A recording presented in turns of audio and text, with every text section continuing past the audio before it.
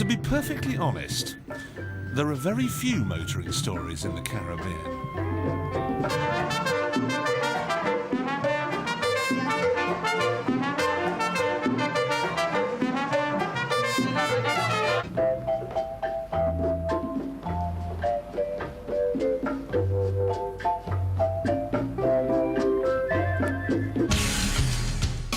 However, this is no ordinary Caribbean island.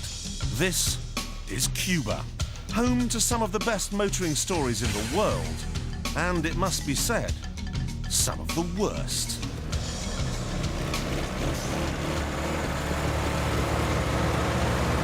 Hold on a minute. Something is not right here. Well, I mean, a lot isn't right here, but specifically.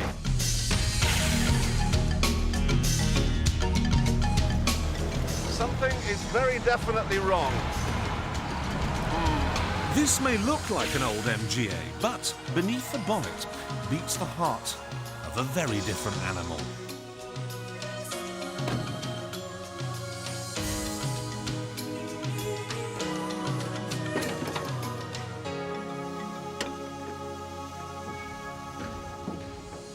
Oh dear, oh dear. That is a Lada engine. It's funny, isn't it? Cars can survive the Arizona desert, they can survive an Arctic winter, but give them the slightest whiff of communism, and they go all to pieces. Communism came to Cuba in the 1950s, when Havana was where high-rolling American mobsters lined the pockets of a president called Batista. Peace Prize winner, he was not. Batista's police managed to assassinate no less than 20,000 young people during the period of his tyranny. The repression, every hour, every day, every instant that was lived in Havana, the whole country was really ferocious and bestial.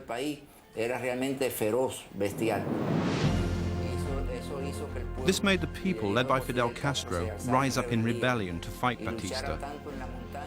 In a clandestine struggle, they fought equally in the mountains as in the cities. It was a period when the Cuban family lived in great sadness, in great agony, but with a great spirit of rebellion. A spirit of rebellion which enabled the success of the revolution on the 1st of January, 1959. There is not communism or Marxism in our idea. Our political philosophy is representative democracy and social justice in a well-planned economy. So well planned that this is what Havana looks like today. Russian missiles may not have made it here, but their architects did. There's now a strange Soviet-style concrete foreground to the peeling colonial backdrop of yesteryear.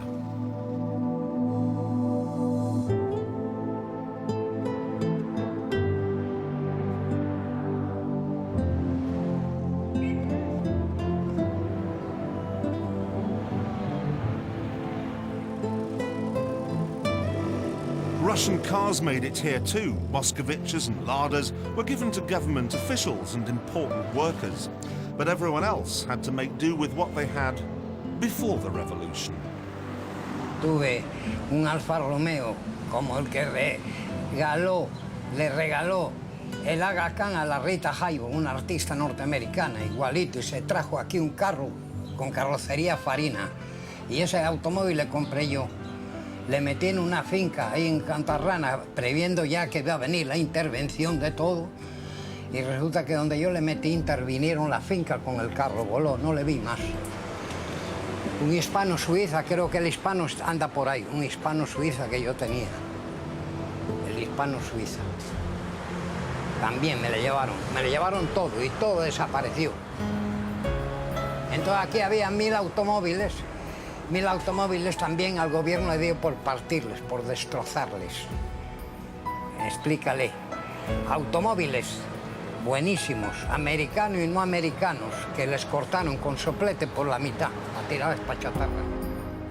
Of course, a great many survived, but think about this. When the Americans closed the door on Cuba and banned trade, there were no more spare parts for all the cars. And 33 years on, there still aren't. There are no quick fits in Havana. So how come they're all still going?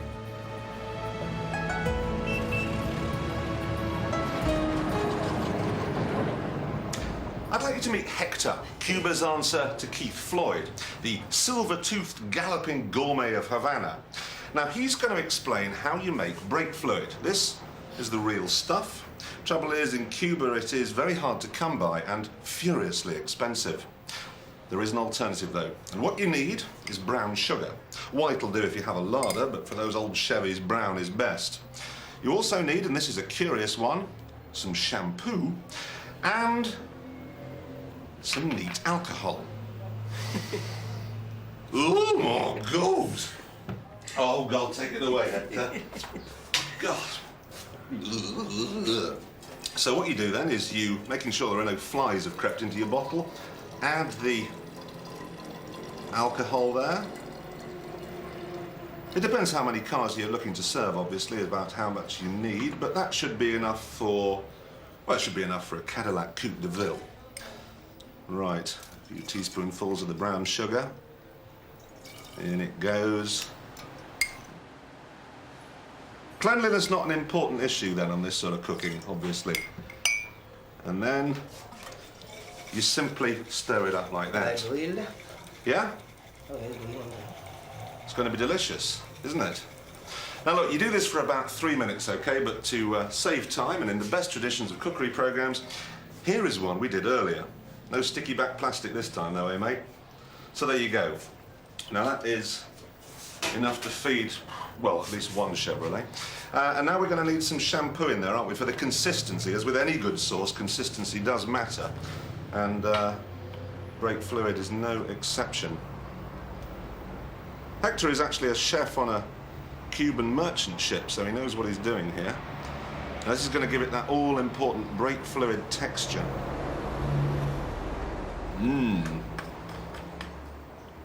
And then we just mix it up a bit more. And that's about it, I think. Look at that. Look at that, ladies and gentlemen. Brake fluid for less than $1. Thanks, Hector.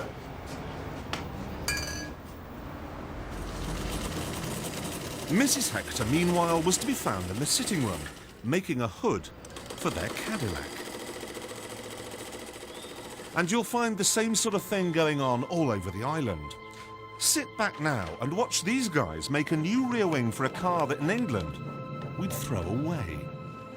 All they're going to use is some brown paper, a pair of scissors, a hammer, and the roof from a knackered Cadillac.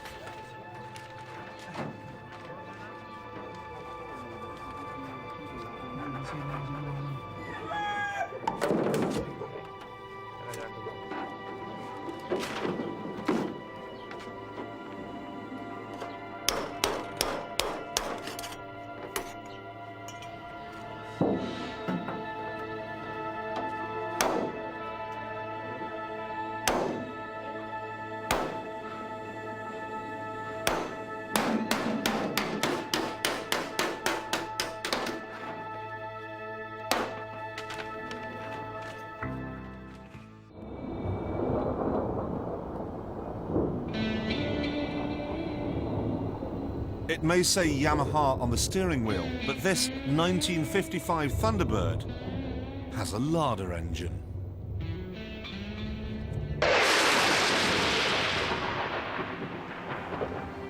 Most cars have a Russian engine these days, but not this one.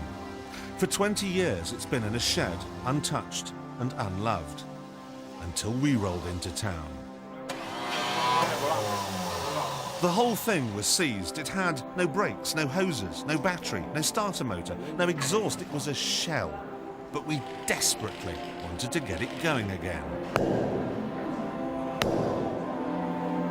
It would take 9 people, 9 days. Disappointment followed disappointment.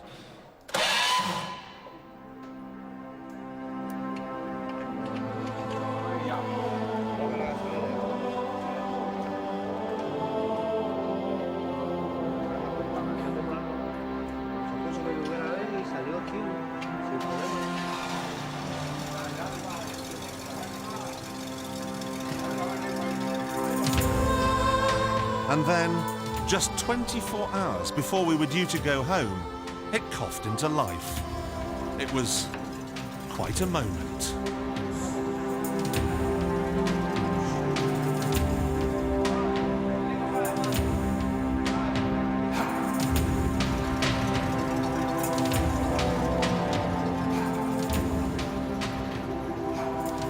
The reason why I've been so keen to get this car going and actually take a drive is that it once belonged to someone pretty special in Cuba's history. Che Guevara.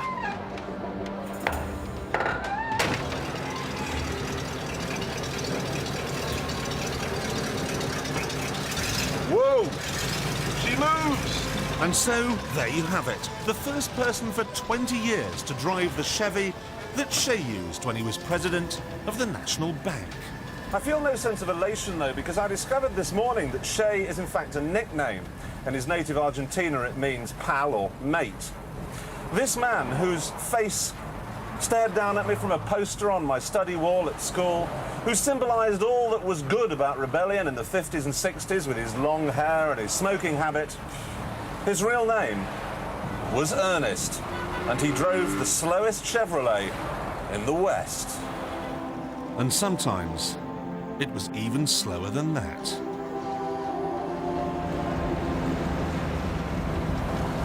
Well, I don't know how much we've paid these Cuban mechanics, but they don't deserve every penny.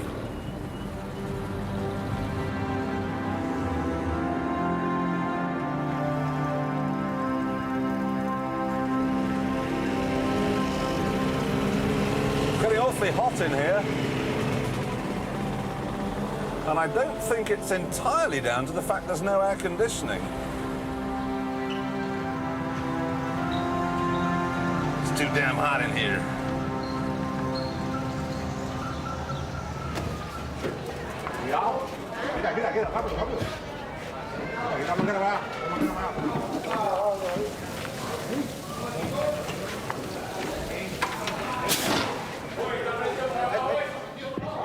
I suspect they'd made the fuel pump out of an old garden sprinkler, but it didn't seem to matter. We had set fire to a Cuban icon. Understandably, we never even asked if we could have a go in some of the other vehicles from the revolution. Castro's Land Rover.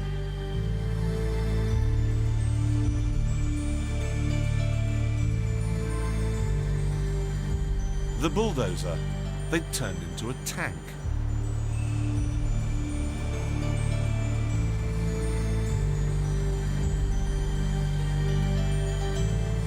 And the bread van that a bunch of students had used to storm Batista's palace.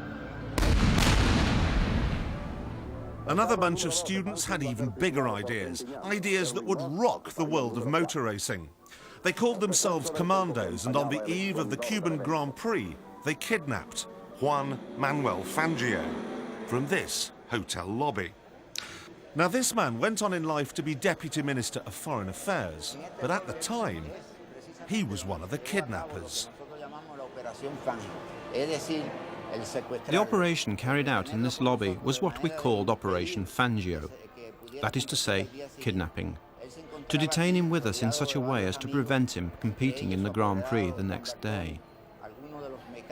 He was surrounded by many friends, his minder, some mechanics, many people. But in spite of this, two of our colleagues from the commando force entered the hotel and with the threat of a pistol captured Fangio. They neutralized the guards and took him to the waiting car.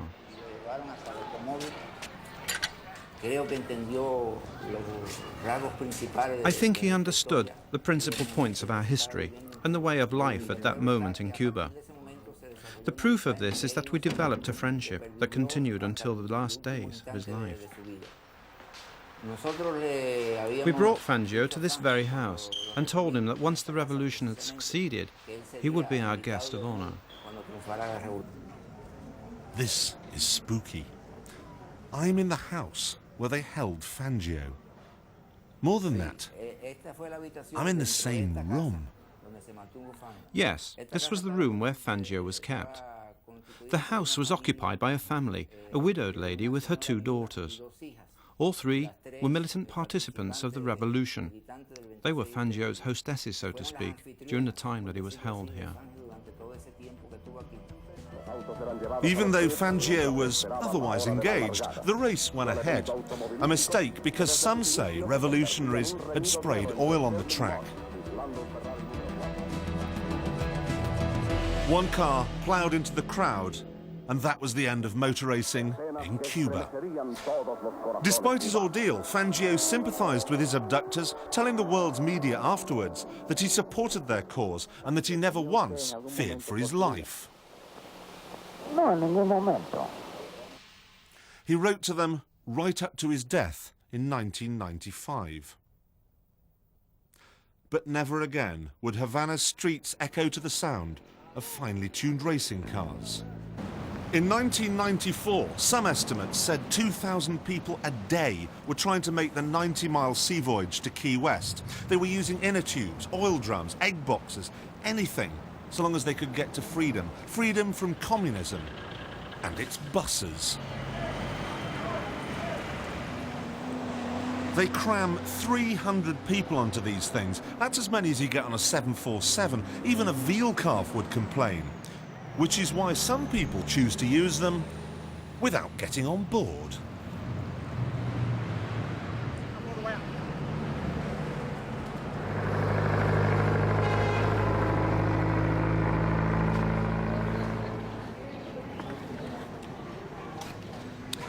The trouble with being pulled along by a bus is that it keeps stopping all the time. This is the answer. Part bicycle, part fumigation pump. It's the Rally Wayfarer ZZR 11.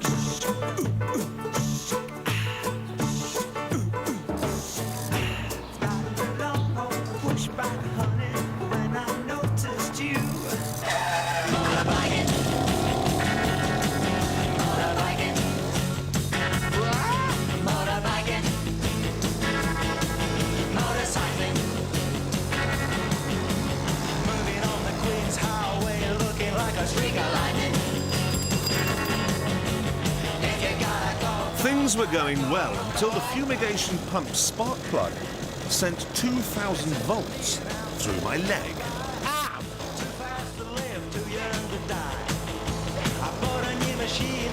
Oh, this is not fair. He's using the motor out of a chainsaw. Oh, look at that one! You can't have a bike like that.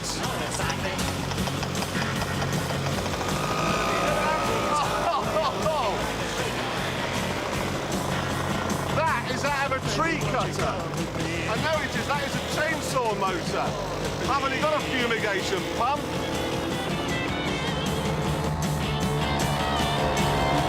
I was being thrashed until I fixed my spark plug. This is pathetic. But then it all went horribly wrong again when I got to a 1 in 68 gradient.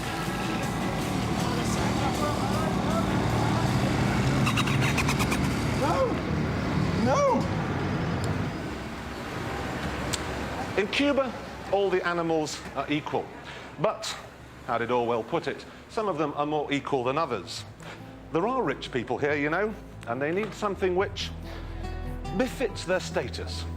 Thank you. Say it ain't so, Joe, please. Say it ain't so.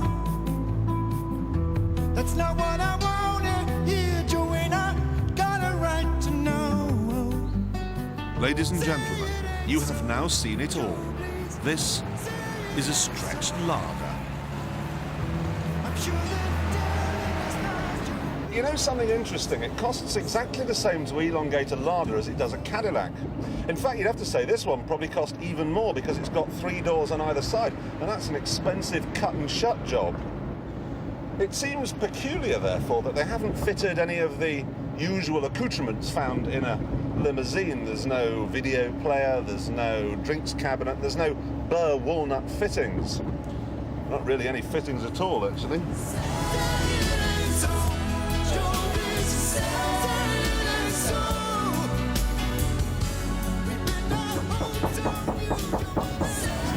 of that workmanship. This will never make the grade as a cherished classic, and nor, I suspect, will this. The cars here, for the most part, are worthless wrecks. Everyone knows it too, which is why everyone here tries to argue that their car was once owned by someone famous. This Aston Martin apparently was once the property of Ernest Hemingway. This Jag was Frank Sinatra's, and this Cadillac is one of 36 in Havana alone that belonged to Mrs. Batista.